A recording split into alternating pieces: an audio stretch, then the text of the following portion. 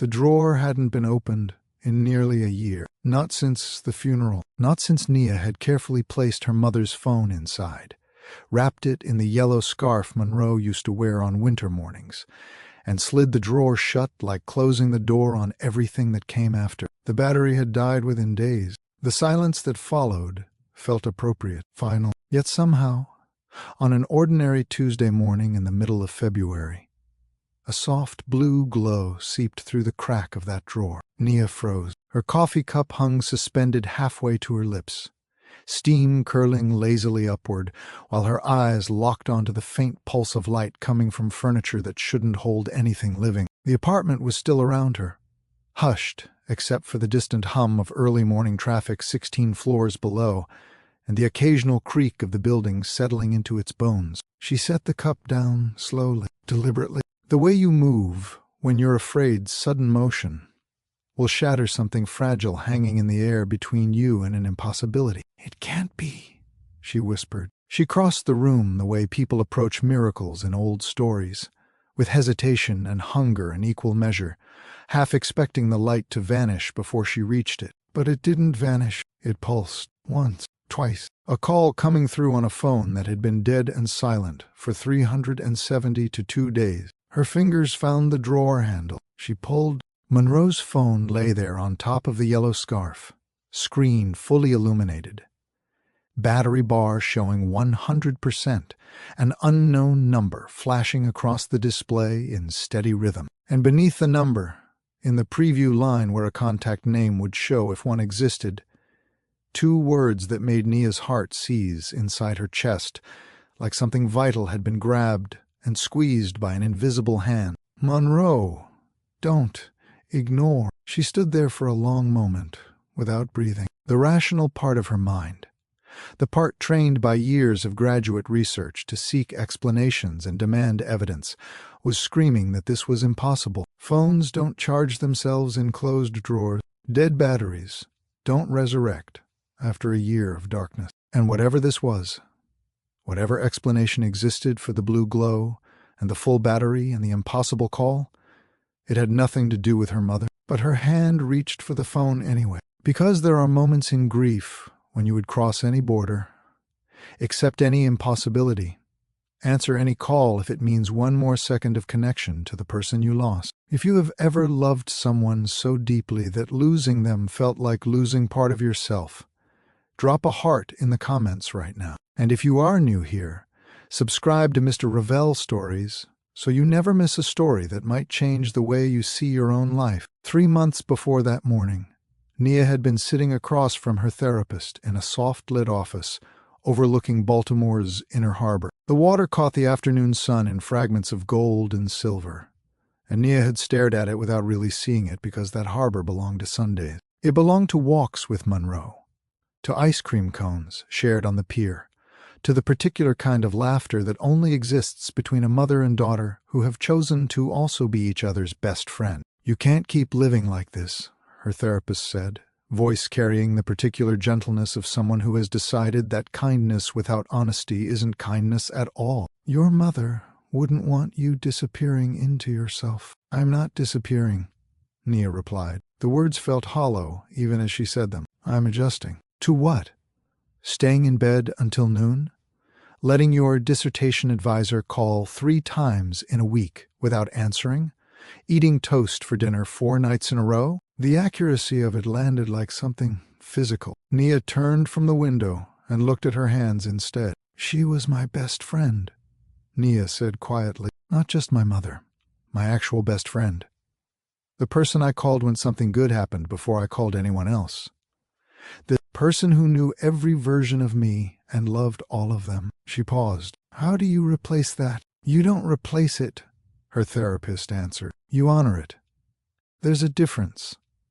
And learning that difference might be the most important work you ever do." She leaned forward slightly. "What would your mother say if she could see you right now, today, on this particular Tuesday afternoon?" Nia almost smiled. The answer came without thought in Monroe's voice, in Monroe's particular cadence that combined warmth with the refusal to accept excuses from people she loved. "Get up, baby girl. The world needs what you've got." "Then Maybe, her therapist said gently, it's time to start listening to her. That conversation had planted something. A seed, maybe, or an ember, not enough to change anything immediately, but enough to survive underground, waiting for the right conditions to become something larger. She hadn't expected those conditions to arrive in the form of an impossible phone call. Nia accepted the call. She raised the phone to her ear with a hand that trembled slightly and pressed it against her cheek, where she could still sometimes feel the ghost of her mother pressing her palm when Nia was small and frightened. Silence on the line, then breathing, deep and measured, the breathing of someone who is alive and present. Hello? Her voice came out barely above a whisper. Is this Monroe Campbell? The voice was male, rich in timbre, cultured in a way that suggested education and experience rather than affectation. Completely unfamiliar. Who is this? How did you get this number? How did this phone? My name is Alexander Reeves, the man said, interrupting without apology. I need to speak with you about Monroe, about what she left behind, about what she knew that she never got the chance to tell you herself. Nia's grip tightened on the phone until her knuckles ached. Monroe has been gone for a year. Whatever you... I know, he said. The two words landed differently than she expected. Not dismissive, but weighted, saturated with something that sounded like genuine sorrow. I know she's gone, Miss Campbell, and I'm more sorry for that than I have words to express. She saved my life. Not my heart, not my career, though she saved those too. She saved the part of me that makes a life worth living. And she asked me, before she went into the hospital the last time, to find a way to tell you something when the moment was right. Nia opened her mouth to respond. The screen went black. The call dropped.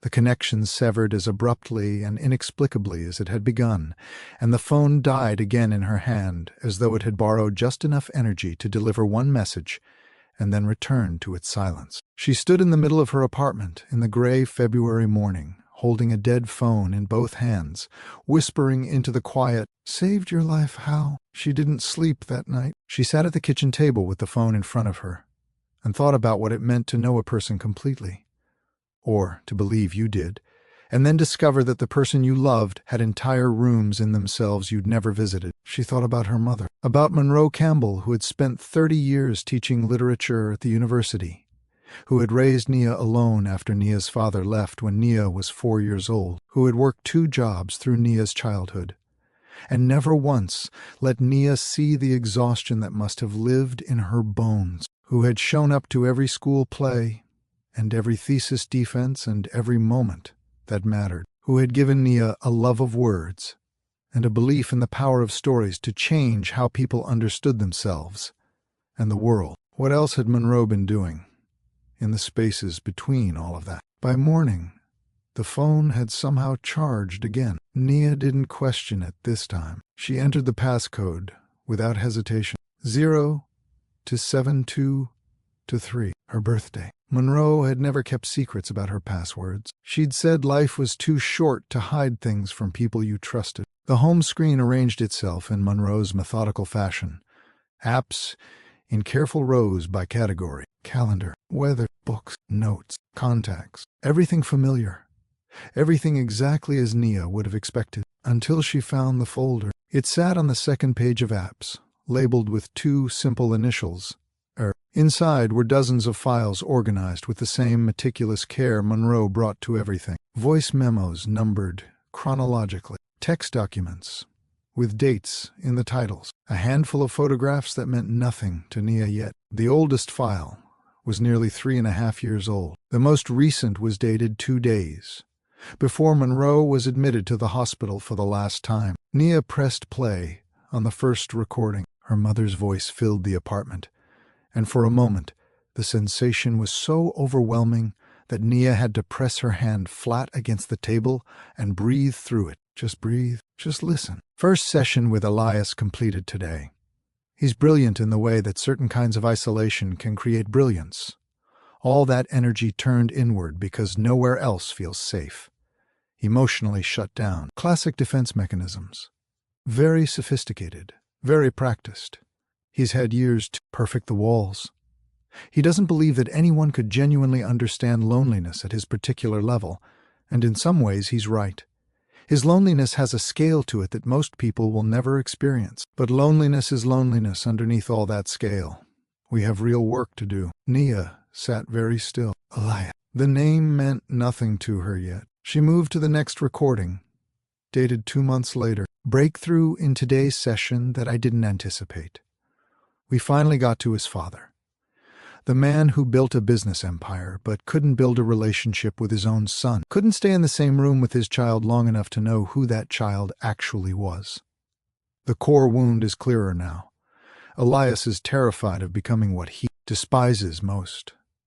He has looked at his father's life and seen a warning, and then spent 30 years building something that looks entirely different from the outside, while creating the same devastation on the inside. Success without connection. Achievement without meaning. He is brilliant and accomplished and profoundly, catastrophically alone. Another file. 6 months further along. Something is shifting. He brought up the question of legacy today without being prompted, which is the first time he's used that word without contempt in it.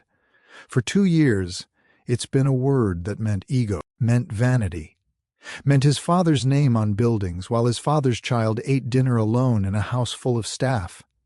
Today it started to mean something else, something worth examining. We're getting somewhere. Nia moved to the text documents next. The first was titled The Mask and the Man, and reading it felt like watching her mother think in real time. All that elegant intelligence applied to the task of understanding another human being in their full complexity. E struggles with a paradox that has become the central architecture of his life, her mother had written. His technology connects millions of people, has genuinely changed how human beings reach each other across distances that once felt impossible. And yet he exists within that connection as its most isolated node. He built the bridge and stands at its center watching everyone else cross while he remains fixed in place, unable to move in either direction. He has built walls so high and so sophisticated that he's forgotten the original reason they went up. Protection from what? From whom? The threat that required those walls no longer exists in the form it once took. The walls remain. Our goal is not demolition. You cannot tear down what someone built for survival without destroying something essential in the process. The goal is to teach him to build doors within the walls, to choose deliberately when to open them and to whom. Further down the same document, session observation, he asked today whether I thought success without purpose was actually success at all, or whether it was just an elaborate form of failure that society had agreed to call by a different name. The fact that he is asking this question means the answer is already forming inside him. Sometimes healing announces itself in the questions people start to ask. Nia set the phone face down on the table, pressed her palms to her eyes, sat with the full weight of what she was learning. Her mother had been counseling someone, not officially, not through any practice or institution, but in the particular Monroe Campbell way of doing things, which was to meet someone who needed help and provide that help through whatever channel made sense, by whatever agreement worked for both parties, bound not by professional frameworks, but by the kind of integrity that doesn't require external enforcement because it lives in the bones. And she had been doing this for years without a word to Nia. Think about someone in your life who was quietly doing something extraordinary that you only discovered later. Type their name or just say, "I know someone like Monroe," in the comments. These stories deserve to be told. And make sure you have liked this video, because this story is only getting deeper from here. The phone buzzed against the table. A new message from the unknown number. Miss Campbell, I apologize for the disconnection this morning. I'm in Baltimore through the end of the week. I would very much like to meet with you in person. Your mother did not just help me find my direction. She helped me find myself. There are things she wanted you to know, things she intended to tell you herself, and I believe I am meant to be the one who delivers them now. Please consider meeting with me. Nia stared at the message for a long time. Then she scrolled to the final audio file in the ER folder, the one dated 2 days before Monroe's last hospital admission. She pressed play. Monroe's voice was different in this recording. Still warm, still precise, but carrying something underneath it that Nia recognized now as the voice of someone who knows they are running out of time and is choosing carefully how to spend what remains. 3 years of work coming to its completion. Elias has finally moved past understanding the foundation concept intellectually and into actually believing it in the part of himself that drives decisions. The Alana project will proceed whether I am here to see it or not. He understands now what I have been trying to show him from the beginning. That legacy is not the monument you raise to yourself. Legacy is the capacity you build in others to raise something meaningful of their own. He carries that now. It's in him. I need to tell Nia soon. She deserves to understand what is coming, and she deserves to hear it from me. I should have told her earlier. I kept thinking there would be more time. There is always supposed to be more time. Nia arrived at Harbor Lights Cafe at the agreed hour, climbing a narrow staircase to a private room that smelled of coffee and old wood and the particular quiet of a space set aside from the noise of ordinary life. Alexander Reeves was already there. He looked different from every photograph she had ever seen of him in news coverage or business publications. The photographs always showed a man in perfect command of his environment, polished and deliberate, projecting the kind of effortless confidence that enormous wealth and professional success can manufacture even in people who don't feel it naturally. The man who rose from his chair when she entered the room was thinner, somehow softer in his features, as though the armor had been loosened considerably since those photographs were taken. The shadows under his eyes spoke of genuine sleeplessness, rather than the performative exhaustion of someone important and busy. He looked like a person who had been through something real. Miss Campbell, thank you for coming. He gestured to the chair across from him, with a careful courtesy that didn't feel practiced. Nia remained standing for a moment, looking at him, deciding. Mr. Reeves, or would you prefer Elias? He absorbed the question without flinching, which told her something. You found the files. My mother kept detailed records. She believed in documentation. Nia sat. What I don't understand is why she kept them from me. We didn't keep things from each other. That was one of our rules. No secrets between us. Alexander poured coffee with hands that held a slight tremor, and Nia watched that tremor with interest because it told her something about what this conversation cost him. About 3.5 years ago, he began, settling back in his chair, I collapsed during a board meeting in front of 40 people. Publicly, we called it exhaustion. We managed the story carefully, controlled the narrative, which is something I'd become very skilled at by that point. Privately, the truth was considerably more alarming. I was not exhausted. I was disintegrating. Every metric that the world uses to measure a successful life told me I should have been thriving, and I was barely surviving. I couldn't remember the last time I had felt anything that wasn't performance. He looked directly at her, not around her, not past her, but at her. My doctor referred me to a specialist who dealt with what he called existential exhaustion in high-functioning individuals. That specialist told me about your mother.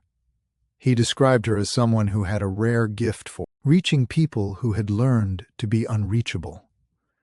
She had a particular reputation among certain people for being willing to work outside conventional structures when conventional structures got in the way of genuine help. That sounds exactly like her, Nia said quietly. She refused to sign the confidentiality agreements my lawyers drafted. Said you cannot purchase trust with legal documents. She refused to meet at my office or my home because she said healing doesn't happen in the spaces where you rehearse your masks every single day. She chose her own locations. Coffee shops, mostly. Parks, sometimes. Once, memorably, a hardware store. Because she'd decided I needed to understand what it felt like to build something with my hands before I could understand what it felt like to build something with my life. He almost smiled. She was unlike anyone I had ever encountered. She was unlike anyone, Nia agreed. Her throat tightened. Client confidentiality was the reason she never told you, Alexander said. It was the one professional standard she held absolutely regardless of the informality of our arrangement. Whatever existed between us therapeutically stayed between us. I think she also feared, knowing you the way she did, that you would have tried to help carry the burden of it if you'd known.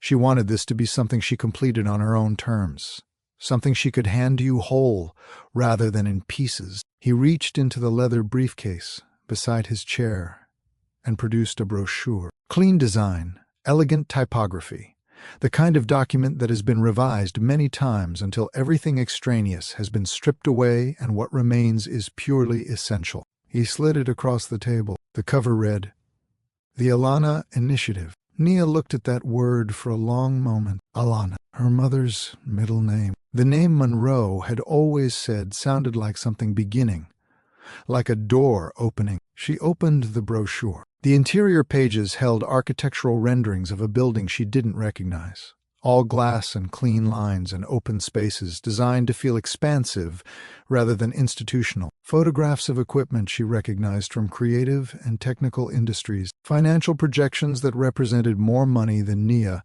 had interacted with in any form at any point in her life. 5 centers, Alexander said. Baltimore, Detroit, New Orleans, Oakland, and the Bronx.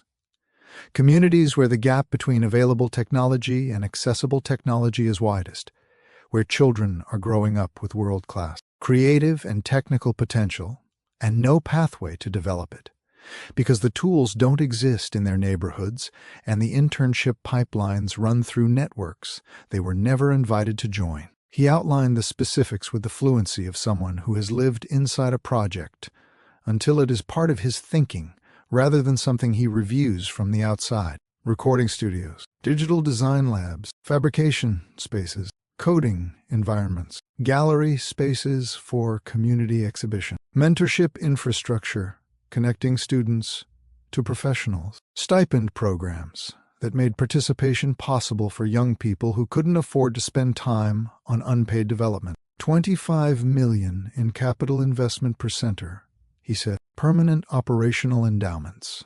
No dependency on annual fundraising cycles. Your mother believed the biggest failure of well-intentioned programs was building them on funding structures that required constant performance of need rather than demonstration of growth. When did she have time to design all of this? Nia asked. The question came out with an edge of something she hadn't expected. Not quite hurt, but adjacent to it. Early mornings, late evenings.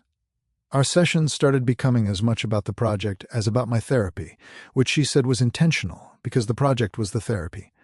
Building something for others was how I was going to learn what building was actually for. He showed her his phone screen. She drafted the curriculum frameworks herself. She contacted city planners in all 5 cities to understand what existing infrastructure could be leveraged. She developed the selection criteria for partner organizations with a rigor that impressed people who have spent careers in philanthropy. On his phone screen, a photograph of a glass wall with words etched into it. Technology without humanity is expensive waste. Humanity without tools is potential unrealized. The space between is where magic happens. Below the quote, a name, Monroe Campbell. She fought that attribution, Alexander said. She wanted it anonymous. I held firm on that particular point.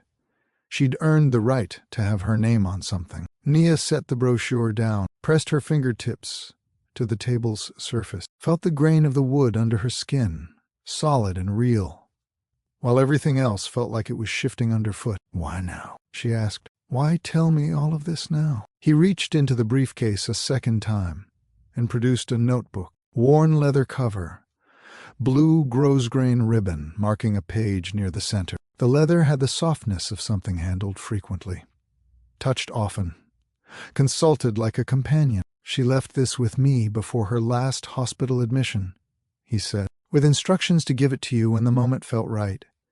She was specific about that. When the moment feels right, she said, not before. She trusted me to know the difference. He slid it across the table. I think the moment is now. Nia opened to the ribbon-marked page. The handwriting was her mother's. The familiar generous cursive that had filled birthday cards and post-it notes, and the margins of every book Monroe had ever owned. Around the edges of the page, project notes and budget calculations and logistical observations. The practical mechanics of a large vision being built by hand. But in the center of the page, surrounded by white space that had clearly been left deliberately, a single sentence circled in blue ink. Don't let her shrink to fit small spaces. Nia closed her eyes. She could hear it in Monroe's voice, could feel the precise weight of what her mother had known about her. The thing Monroe had seen clearly even when Nia couldn't see it herself. The tendency to make herself smaller, to accommodate, to choose the version of herself that took up less room, asked for less, needed less, so that others could be comfortable in her presence. It had been her survival strategy for years, and Monroe had watched it with a particular kind of patient grief, waiting for her daughter to grow past it. "There is a position at the Baltimore Center," Alexander said carefully. "Director of Community Programs, designed specifically around your research background and your experience with community literacy work.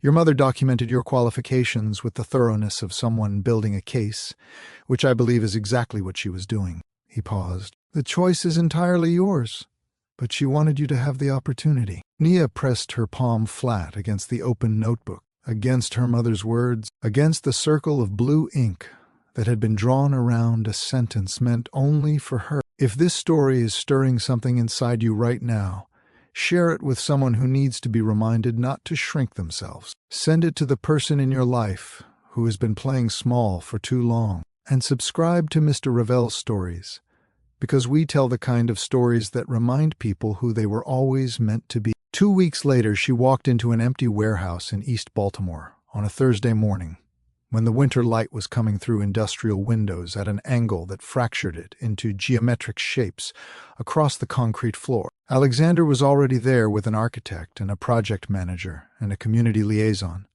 all of them talking logistics and timelines, and Nia stood in the middle of the space for a moment before any of them noticed she'd arrived, just standing there letting the emptiness speak to her. It was a particular kind of emptiness, not the emptiness of abandonment or neglect, but the emptiness of potential, like a page before words, like a room before people decide to fill it with their lives. The design labs would run along the north wall to maximize the natural light, Alexander said when he reached her side. Recording studios in the interior where we can control acoustics. The gallery space your mother specified faces the street so that work gets seen by everyone who passes, not just people who come inside already knowing what they're looking for. But Nia was watching something else. A yellow school bus had pulled up to the curb outside. A group of middle school students was filing out onto the sidewalk, with the particular organized chaos of 12 and 13-year-olds released from sitting still, and a teacher Nia recognized from her mother's volunteer programs was shepherding them toward the entrance. "Focus group," Alexander said. "We've been running pilot curriculum programs at 3 schools while the permanent space was being secured.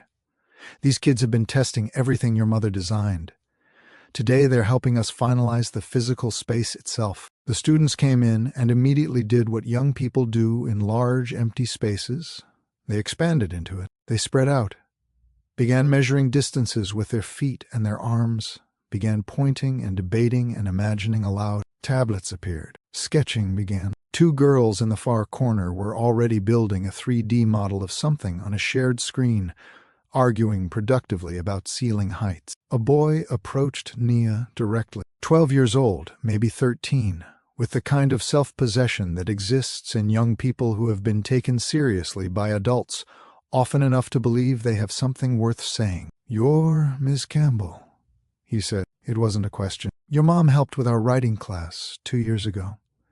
She came to our school, and she told us that every story that hasn't been told yet is still waiting for the right person to tell it." He extended his tablet toward her. "I designed a sound booth that converts to a podcast studio in 45 seconds.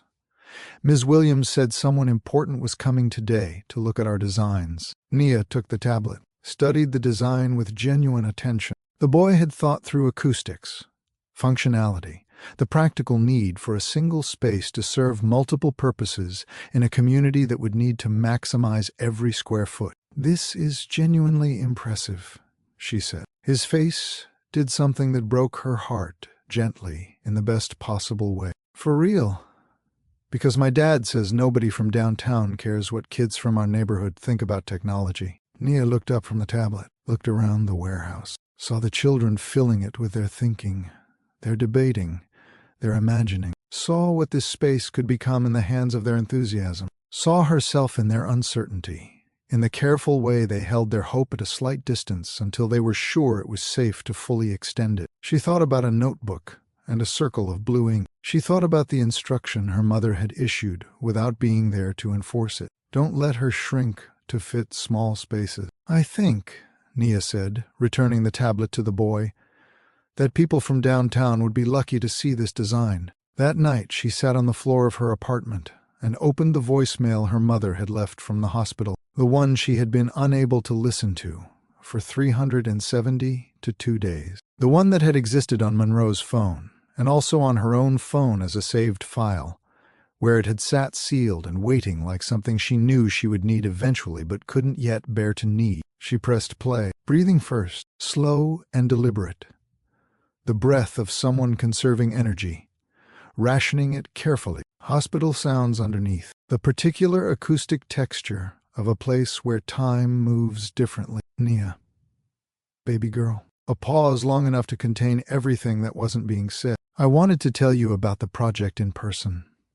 I kept planning to, kept finding reasons to wait for the right moment.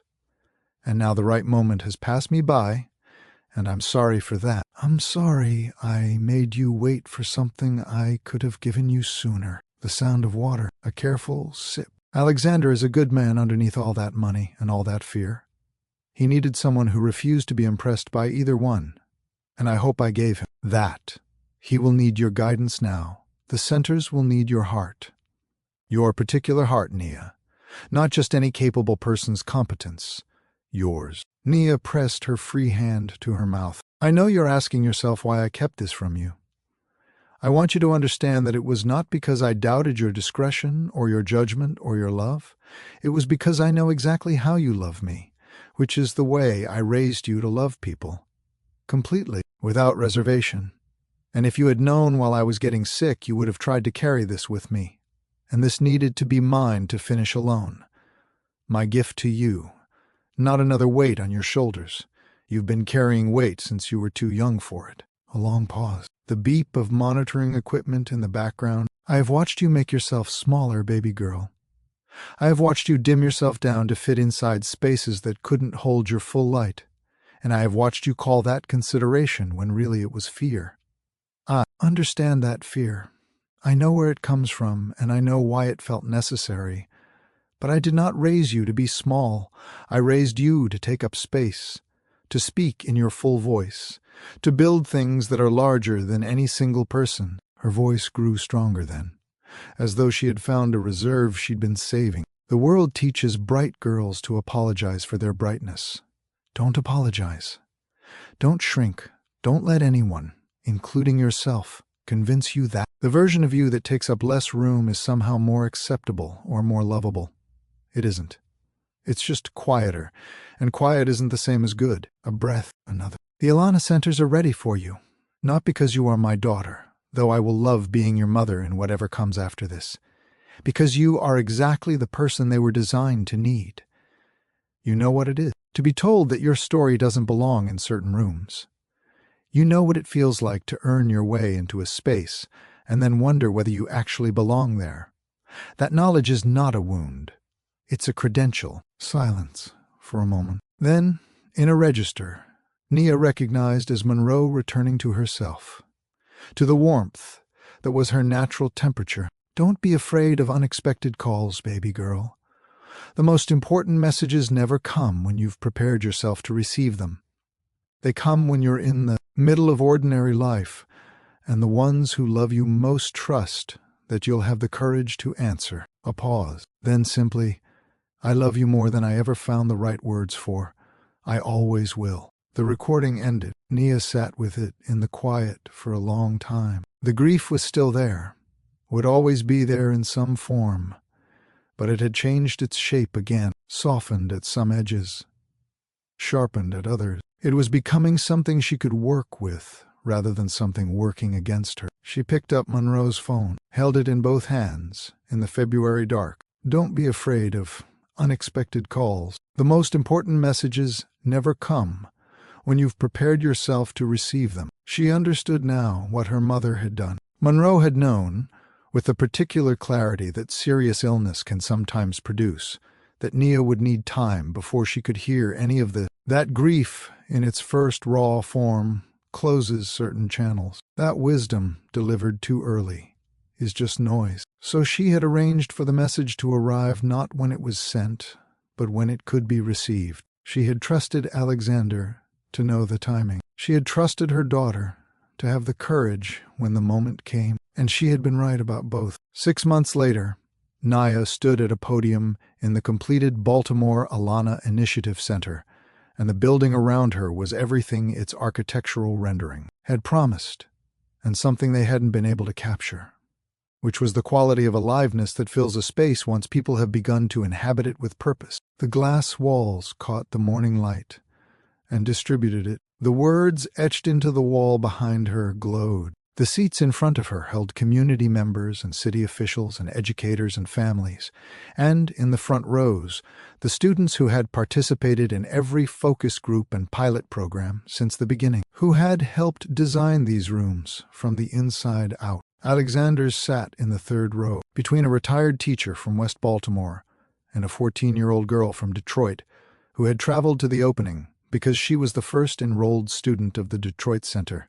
and had decided that this moment required her physical presence. Nia opened her mother's notebook on the podium beside her prepared remarks, looked out at the gathered people. "A year ago," she began, "I found my mother's phone glowing in a drawer where it had been silent for months." The room settled further into quiet. I almost didn't answer the call that came through. Every rational thought I had told me to close the drawer again, to walk away from something I didn't understand, to stay inside the smaller, safer version of my life that grief had built around me. She paused, let the words land. Answering that call brought me here, to this building that my mother designed in the quiet hours while I thought she was resting, to a partnership with a man she spent 3 years teaching to understand what building is actually for, to a work that I now believe I was always meant to do, though I might never have found my way to it without being called. She looked at the students in the front rows, at their open, watchful faces. The Alana Initiative is named for my mother's middle name, Alana, which carries in its roots the meaning of awakening.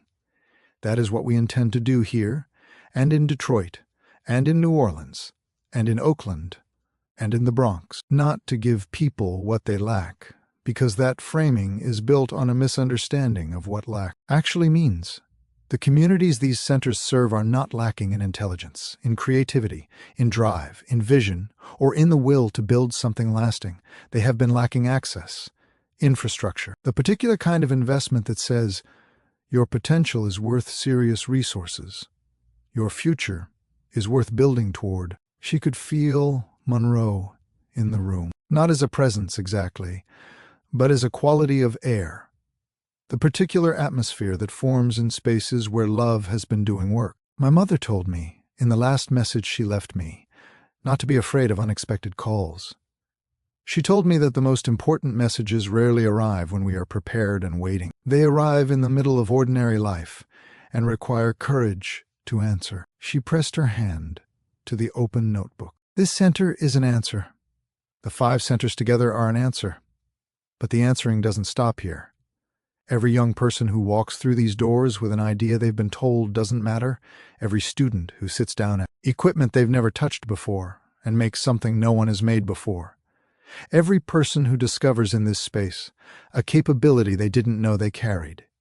Each of those moments is an unexpected call being answered. She looked at Alexander, who was watching her with the expression of someone witnessing something they helped make possible, but which has grown beyond anything they could have planned. Legacy, she said, is not the monument you construct to yourself. Legacy is the capacity you awaken in other people to build monuments of their own. She closed the notebook. My mother knew that.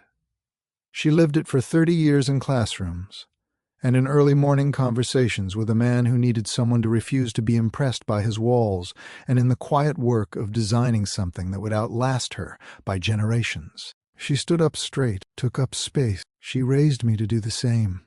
It took me a while to listen, But I'm listening now. In the months that followed, applications to the 5 Alana centers exceeded 50,000. The waiting lists were long, and the expansion planning began earlier than anyone had projected. Corporate partnerships arrived with offers to contribute resources that were vetted carefully, because Monroe had built into the foundation documents a clause specifying that no partnership could shape programming, and Nia enforced that clause with a thoroughness that would have made her mother proud. The victories that mattered most were smaller than the statistics. Marcus, the 12-year-old with the convertible sound booth design, launched a podcast from the Baltimore studio that attracted listeners across the city within its first 3 months. A 47-year-old woman in New Orleans learned digital design through the Senior Access Program and started a freelance business that allowed her to leave a job she had endured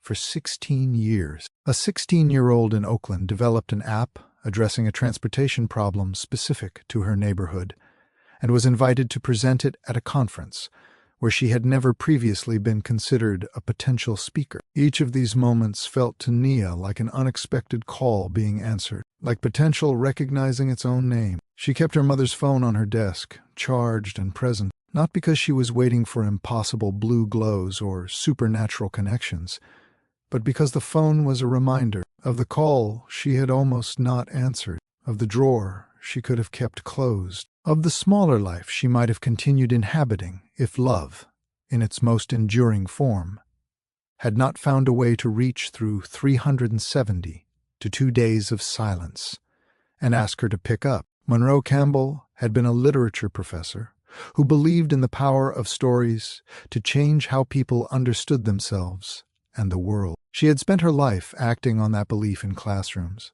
in hospital corridors, in coffee shops, where she refused to let wealth or fear define the terms of honest conversation. She had worked in the early mornings and the late evenings and the spaces between ordinary moments to build something that would carry her love forward past the boundaries of her own life. She had known her daughter would need to find her own way to it. She had trusted her daughter to have the courage when the moment arrived. She had been right. Nia sat at her desk on a May morning 18 months after opening the drawer and watching impossible blue light seep into a February apartment, sunlight coming through the windows of the Baltimore Center visible from her office, the sound of students arriving carrying through the glass walls, and she picked up her mother's phone and held it for a moment in both hands. She thought about unexpected calls, about the courage it takes to answer, about love that refuses to be contained by the ordinary boundaries placed around it. Then she set the phone down gently,